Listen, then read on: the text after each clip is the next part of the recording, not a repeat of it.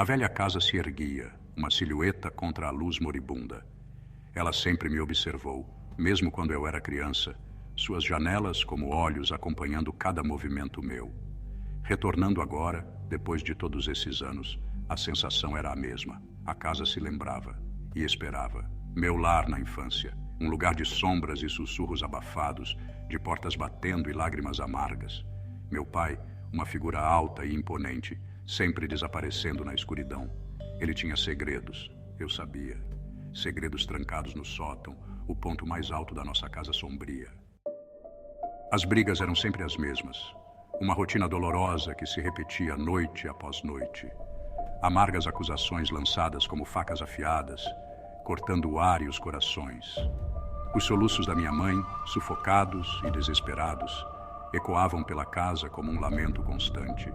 O tom de voz frio e calculado do meu pai, cada palavra um prego martelado no caixão do casamento deles, sem qualquer sinal de remorso. Eu ficava deitado, acordado no meu quarto, o assoalho rangendo sob os passos pesados do meu pai, cada rangido um lembrete da tensão que permeava a nossa casa. Ele andava pelo corredor do lado de fora do meu quarto, um espírito inquieto, murmurando para si mesmo em tons baixos e guturais, como se estivesse conversando com fantasmas. Às vezes, tarde da noite, eu ouvia outros sons, sons que não pertenciam a nenhum de nós. Um gemido baixo e gutural que me dava arrepios na espinha, como se a própria casa estivesse chorando. Os sussurros nas paredes pareciam se intensificar depois de cada um desses episódios, como se a casa estivesse viva, absorvendo e refletindo nossa dor. A estranheza do meu pai se manifestava de outras maneiras, maneiras que eu nunca poderia ter imaginado. Objetos, mundanos e grotescos, começaram a aparecer em nossa casa, cada um mais perturbador que o anterior. Um gancho de açougueiro enferrujado, afiado o suficiente para perfurar osso, estava pendurado, casualmente, na porta do galpão de ferramentas, como se fosse uma decoração comum. Uma coleção de instrumentos cirúrgicos antigos brilhava ameaçadoramente de um estojo forrado de veludo em sua mesa, cada ferramenta parecendo ter uma história macabra. Ele trazia para casa animais empalhados, uma raposa de olhos vidrados, a pele manchada de sangue seco, um falcão com as asas abertas em voo perpétuo, como se estivessem congelados no tempo. Ele passava horas em seu escritório, cercado por esses troféus mórbidos, com uma expressão de satisfação sombria no rosto, como se estivesse em paz com sua coleção perturbadora. Eram pistas, eu pensava, apontando para uma escuridão que estava no coração do meu pai, uma escuridão que eu temia descobrir completamente. Os anos se passaram. Eu cresci, escapei dos limites sufocantes da minha casa de infância. Meus pais, suas batalhas finalmente terminadas, morreram com 1 ano de diferença um do outro. A casa ficou vazia, um mausoléu de memórias que eu tentei arduamente esquecer. Mas o sótão, com sua porta trancada e segredos sussurrados, continuava a assombrar meus sonhos. Ele me chamava, sussurrando promessas de respostas, de um desfecho. E assim, eu me via arrastado de volta para a casa na colina, compelido a confrontar os fantasmas do meu passado. A porta do sótão ainda estava trancada, o mesmo cadeado pesado protegendo seus segredos. O táxi me deixou no pé da garagem coberta de mato. O outono pintou as árvores em tons de decomposição, seus galhos estendidos como dedos esqueléticos. A velha casa, envolta no anoitecer, parecia ceder sob o peso de seus segredos. Paguei ao motorista e saí, o vento frio carregando consigo o cheiro de terra úmida e algo mais, algo vagamente metálico que me fez o estômago revirar. A casa se erguia diante de mim, suas janelas como olhos vazios. A chave parecia pesada na minha mão, enquanto eu me aproximava da porta da frente. Finalmente, com um rangido de dobradiças enferrujadas, a porta se abriu, revelando o interior empoeirado e sombrio. Raios de sol, densos com partículas de poeira, entravam pelas janelas sujas. Cada cômodo era um instantâneo de uma vida esquecida, congelada no tempo. A sala de jantar, onde comíamos em silêncio tenso, a mesa ainda posta para 3, a sala de estar, dominada pela presença enorme da poltrona do meu pai, seu couro rachado e desbotado, a sala de música da minha mãe, seu amado piano coberto por um lençol branco, suas teclas de marfim amareladas pelo tempo. Aqui, em meio à poeira e às memórias, senti o peso do passado me oprimindo. A casa era um depósito de suas dores, suas raivas, seus desesperos. Subi as escadas, cada rangido um gemido triste. O ar ficou mais frio, pesado de expectativa. Chegando ao topo, parei diante da porta do sótão. Era exatamente como eu me lembrava. Uma laje de madeira proibitiva, sua superfície marcada e arranhada. Minha mão tremeu quando alcancei o cadeado. O cadeado se abriu com um clique que pareceu ecoar por toda a casa. Respirando fundo, abri a porta.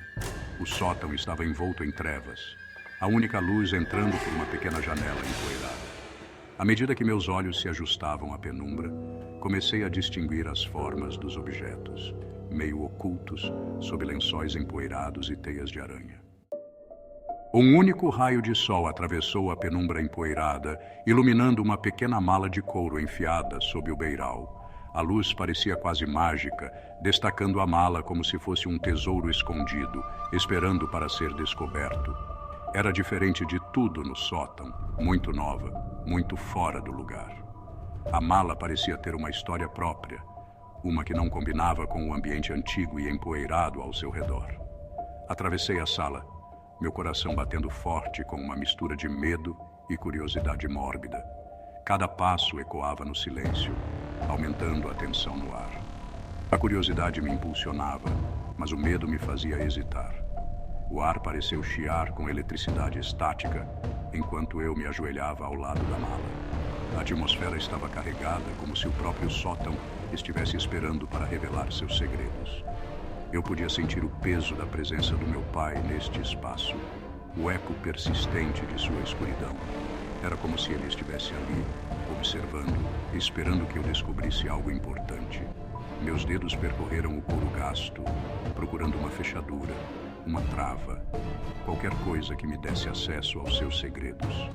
Cada toque no couro parecia trazer à tona memórias esquecidas, histórias não contadas. Ela se abriu com um estalo suave, liberando um odor de mofo que me fez o estômago revirar. O cheiro era forte, quase sufocante, trazendo à tona a idade e o mistério da mala. Lá dentro, aninhada entre camadas de papel de seda amarelado, havia uma coleção de objetos que me gelaram a espinha. Cada item parecia ter uma história própria, um pedaço do passado que esperava ser desvendado. Com mãos trêmulas, abri o diário. As páginas estavam cheias da letra apertada e frenética do meu pai. Datas, horários, locais, nomes, alguns familiares, outros assustadoramente desconhecidos. E então, os desenhos. Desenhos anatômicos detalhados do corpo humano, músculos e tendões representados com precisão perturbadora. Diagramas de instrumentos cirúrgicos, alguns reconhecíveis, outros grotescos e aterrorizantes em seu design. E então, os rostos. Dezenas deles, olhando para mim com uma mistura de medo e acusação. Abaixo de cada retrato, uma única palavra, rabiscada pela mão do meu pai, sujeito. O diário caiu da minha mão, suas páginas se espalhando pelo chão empoeirado. Cambaleei para trás, minha mente se rebelando contra a verdade horrível que havia descoberto. Meu pai, o respeitado médico, o pilar da comunidade, era um monstro. Ele havia usado seu conhecimento, suas habilidades, para infligir dor, torturar, tirar vidas.